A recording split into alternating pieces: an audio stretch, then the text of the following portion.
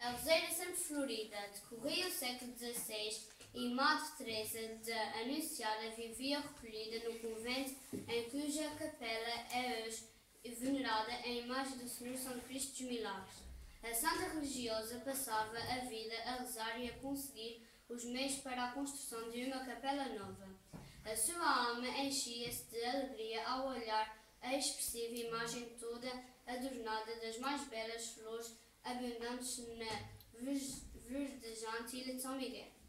Naquele verão, o tempo tinha sido muito seco e as rosas graves ou margaridas dificilmente desabrochavam nos jardins do convento, e quando nasciam eram raquíticas sem brilho e cor.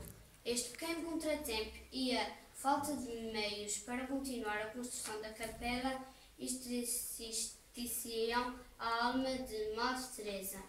Mas mesmo assim não desistia, constantemente limpava os jardins e dispunha novas plantas, pretendendo flores bonitas não só para enfeitar a imagem, mas também para vender e alcançar dinheiro para pagar algumas despesas.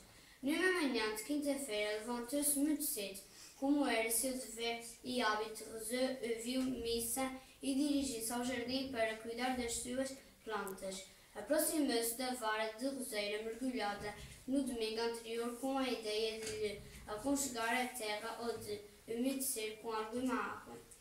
Ajoelhou de emoção, quando os seus olhos precisavam de um espetáculo inesperado. Na vara de roseira tinha desabrochado a mais linda rosa que alguma vez tinha visto. Colheu-a e ocorreu, e mencionando-a de pé no altar de Santo Cristo, prostrou-se a seus pés, agradecendo a dávida que lhe tinha sido concedida. Passados poucos dias, a roseira encheu-se de lindos botões, apesar de ainda não ter desenvolvido raízes e da intensa seca de verão. Durante muitos anos, assim continuou sempre florida.